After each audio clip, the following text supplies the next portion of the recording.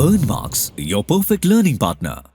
ഇത് നമ്മളുടെ ന്യൂട്ടൺ കണ്ടുപിടിച്ച സമയത്തും അതിനുശേഷം വന്ന് സയൻറ്റിസ്റ്റ് കണ്ടുപിടിച്ച സമയത്തും ചെറിയ ചെറിയ ഡിഫറൻസസ് ഉണ്ടായിരുന്നു. ഓക്കെ, നമുക്ക് എന്താണ് ആ ഡിഫറൻസസ് എന്നുള്ള കാര്യങ്ങൾ നോക്കാം. ഓക്കെ, നോർമൽ ആയിട്ടുള്ളൊരു കേസിൽ നമ്മൾ വെലോസിറ്റി ഓഫ് സൗണ്ട് നമ്മൾ എടുക്കുകയാണ്. ഓക്കെ, ന്യൂട്ടൺ ഈ ഒരു വെലോസിറ്റി ഓഫ് സൗണ്ട് എന്തിൻ്റെ ടേംസിലാണ് പറഞ്ഞത്? ഐസോതേർമൽ പ്രോസസ്സിൻ്റെ ടേംസിലാണ് പറഞ്ഞിട്ടുള്ളത്. ഓക്കെ, ഐസോതേർമൽ പ്രോസസ്സ് എന്ന് പറയുന്ന സമയത്ത് എന്താണ്? ടെമ്പറേച്ചർ കോൺസ്റ്റന്റ് ആയിട്ടുള്ളതാണ്. അപ്പോൾ ആ ഒരു ടെമ്പറേച്ചർ കോൺസ്റ്റന്റ് ആയിട്ടുള്ള കേസ് മാത്രം നമ്മൾ എടുത്ത സമയത്ത് അവിടെ വെലോസിറ്റി ഓഫ് സൗണ്ട് എന്ന് പറയുന്നത് എന്താണ്? Root of P by rho ആണ്. എന്താണ് ഈ പി? നമ്മൾ കഴിഞ്ഞ ലെസൺസിലൊക്കെ പഠിച്ചിട്ടുണ്ട്. പി എന്ന് പറയുന്നത് മൊമെന്റം ആണ്. അങ്ങനെയാണെങ്കിൽ റോ എന്താണ്? റോ എന്ന് പറയുന്നത് ഡെൻസിറ്റി ആണ്. ഓക്കെ, അപ്പോൾ ഒരു STPയിൽ, അതായത് സ്റ്റാൻഡേർഡ് ടൈം ടെമ്പറേച്ചർ ആൻഡ് പ്രഷറിൽ നമുക്ക് പറയാം ഈ പിന്റെ വാല്യൂ എന്ന് പറയുന്നത് 1.01 ഇൻറ്റു 10⁵ ആണ് എന്ന് നമുക്ക് പറയാൻ വേണ്ടിയിട്ട് പറ്റും. ഇനി റോന്റെ വാല്യൂ എന്ന് പറയുന്നത്, അതായത് ഡെൻസിറ്റി ആണ് അല്ലെ. ഡെൻസിറ്റീൻ്റെ വാല്യൂ എന്ന് പറയുന്നത്, അതായത് നമ്മൾ സൗണ്ടിൻ്റെതാണ് കൺസിഡർ ചെയ്യുന്നത്. അപ്പോൾ എത്രയായിരിക്കും? 1.29 ആണ്. ഓക്കെ, നമ്മൾ ഇതൊക്കെ കണ്ടുപിടിച്ച് കഴിഞ്ഞിട്ടുണ്ടെങ്കിൽ നമുക്ക് എന്ത് കിട്ടും? ഇതിൻ്റെ ഒരു റൂട്ടും നമ്മൾ എടുത്തിട്ടുണ്ടെങ്കിൽ, കാരണം ഇക്വേഷനിൽ റൂട്ട് ഉണ്ട് അല്ലെ, റൂട്ട് നമ്മൾ എടുത്തിട്ടുണ്ടെങ്കിൽ നമുക്ക് എന്ത് കിട്ടും? 280 m/s എന്ന് കിട്ടും. ഇതിനെ ഡിവൈഡ് ഒക്കെ ചെയ്തിട്ടുണ്ടെങ്കിൽ ഇതാണ് നമ്മുടെ സ്റ്റാൻഡേർഡ് വാല്യൂ എന്നാണ് ആര് പറഞ്ഞിട്ടുള്ളത്? ന്യൂട്ടൺ പറഞ്ഞിട്ടുള്ളത്. ഓക്കെ, ന്യൂട്ടൺ അങ്ങനെ പറഞ്ഞു, അതവിടെ നമുക്ക് സ്റ്റോപ്പ് ചെയ്തു. ഓക്കെ, പക്ഷേ നമ്മുടെ ലാപ്ലേസ് എന്ന് പറഞ്ഞിട്ടുള്ള സയൻറ്റിസ്റ്റ്, നമ്മൾ ലാപ്ലേസ് വാല്യൂ എന്ന് പറയുന്നത് ഫിസിക്സിൽ നമ്മൾ ഒരുപാട് സ്ഥലത്ത് എറേഴ്സ് വരുന്നപ്പോൾ നമ്മൾ അതിലേക്ക് ആഡ് ചെയ്യുന്നതാണ്. ഓക്കെ, ലാപ്ലേസിന് അത്രത്തോളം തൃപ്തിയായില്ല നമ്മുടെ ന്യൂട്ടൺസിൻ്റെ ഒരു റോ അതുപോലെ തന്നെ പി മാത്രം കൺസിഡർ ചെയ്തിട്ടുള്ള ഈ ഒരു ഇക്വേഷന് തൃപ്തിയായിട്ടില്ല. അപ്പം അങ്ങനെയാണെന്നുണ്ടെങ്കിൽ ലാപ്ലേസ് എന്താ പറയുന്നതെന്ന് വെച്ചിട്ടുണ്ടെങ്കിൽ പ്രഷർ ഓഫ് എയർ ലെയേഴ്സ് അതെന്ന് പറയുന്നത് നമ്മുടെ സൗണ്ടിൻ്റെ ഹീറ്റ് കപ്പാസിറ്റിനെയും അതുപോലെ തന്നെ അവിടെ വരുന്ന പ്രഷറിനെയും അഡയാബാറ്റിക് ആയിട്ടുള്ള കണ്ടീഷനെയും ഡിപ്പെൻഡ് ചെയ്തിട്ടാണ് എന്നുള്ളതാണ് ആര് പറഞ്ഞത്? ലാപ്ലേസ് എന്ന് പറഞ്ഞിട്ടുള്ള സയൻറ്റിസ്റ്റ് പറഞ്ഞത്. അതിന് കുറച്ച് റീസൺസും ലാപ്ലേസ് തന്നിട്ടുണ്ട്. എന്തൊക്കെയാണ് ആ റീസൺസ്? ഫസ്റ്റ് റീസൺ എന്താണെന്ന് വെച്ചിട്ടുണ്ടെങ്കിൽ എയർ ഒരു ബാഡ് കണ്ടക്ടർ ഓഫ് ഹീറ്റ് ആണ് എന്നുള്ളതാണ് നമ്മുടെ ആദ്യത്തെ റീസൺ ആയിട്ട് ലാപ്ലേസ് പറഞ്ഞിട്ടുള്ളത്. രണ്ടാമത്തെ റീസൺ എന്ന് പറയുന്നത് compression and refraction caused by sound are too rapid to permit heat to flow out during compression and flowing during refraction. അതായത് നമുക്കറിയാം ഇതൊരു വേവ് ആണ്. ഈ ഒരു വേവിൻ്റെ സമയത്ത് നമുക്ക് റെഫ്രാക്ഷൻ എന്ന് പറയാം അല്ലേ, ബിക്കോസ് ഡിസ്റ്റൻസ് ഉണ്ട്.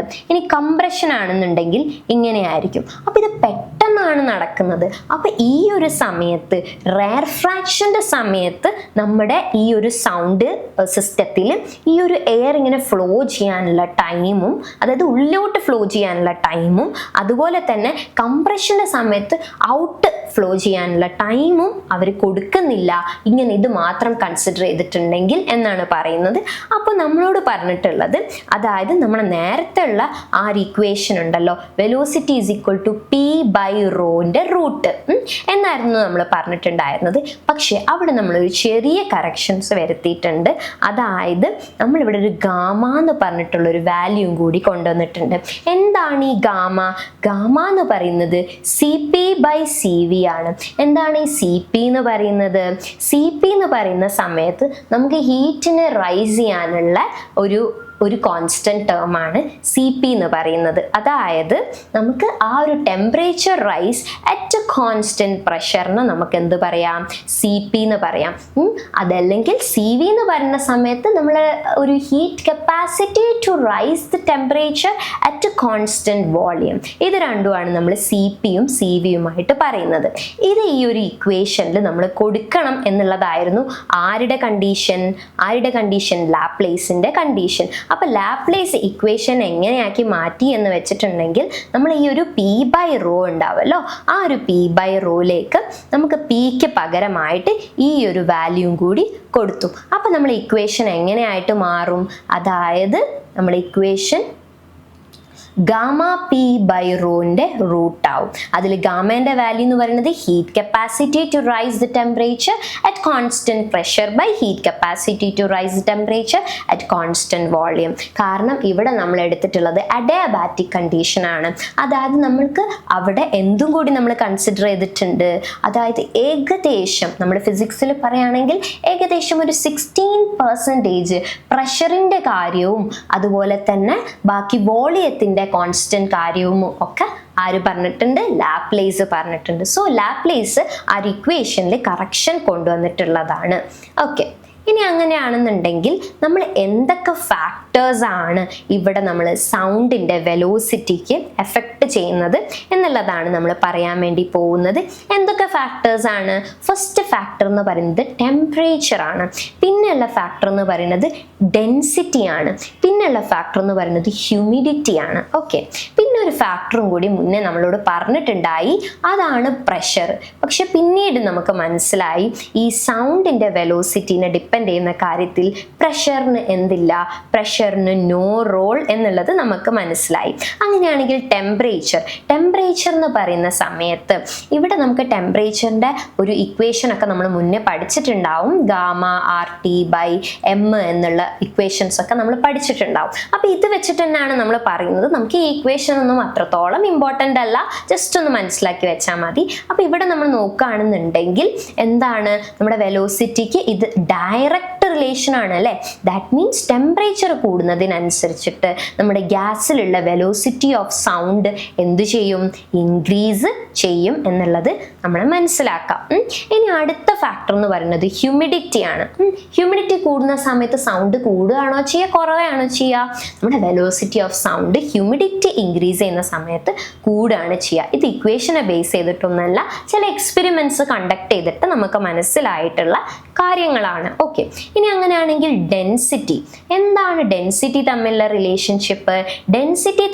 റിലേഷൻഷിപ്പ് എന്ന് പറയുന്ന സമയത്ത് എന്താണ്? അതൊരു ഇൻവേഴ്സ് റിലേഷൻഷിപ്പ് ആണ്. അതായത് ഡെൻസിറ്റി കൂടുന്നതിനനുസരിച്ചിട്ട് നമ്മുടെ വെലോസിറ്റി ഓഫ് സൗണ്ട് കുറയാണ് ചെയ്യുക. അപ്പൊ ഇങ്ങനെയുള്ള ക്വസ്റ്റ്യൻസ് വന്നാൽ നമ്മൾ എങ്ങനെയാണ് ആൻസർ ചെയ്യേണ്ടത്? അതായത് നമ്മളോട് പറയാണ് ടെമ്പറേച്ചർ ഇൻക്രീസ് ചെയ്യുന്നുണ്ട് with time, then what happens to the velocity of sound? എന്ത് ചെയ്യും? ഇൻക്രീസ് ചെയ്യും. ഇനി അതല്ല നമ്മളോട് പറയാണ് ഹ്യൂമിഡിറ്റി ഇൻക്രീസ് ചെയ്യുന്നുണ്ട്, അങ്ങനെയാണെന്നുണ്ടെങ്കിലും എന്ത് ചെയ്യും? വെലോസിറ്റി ഇൻക്രീസ് ചെയ്യും. ഇനി അതല്ല ഡെൻസിറ്റി ആണെന്നുണ്ടെങ്കിൽ ആ ഒരു മാസ് ഡെൻസിറ്റി ആണ് കൂടുന്നതെങ്കിൽ നമുക്ക് എന്ത് പറയാൻ വേണ്ടി പറ്റും? വെലോസിറ്റി എന്ത് ചെയ്യാണെന്ന് പറയാൻ വേണ്ടി പറ്റും? കുറയാണെന്ന് പറയാൻ പറ്റും. തിരിച്ചാണെന്നുണ്ടെങ്കിൽ നമുക്ക് പറയാം കൂടുകയാണെന്നുള്ളത്. അത്രയുമാണ് നമ്മുടെ factors affecting velocity of sound in A gas. Earn Marks, your perfect learning partner.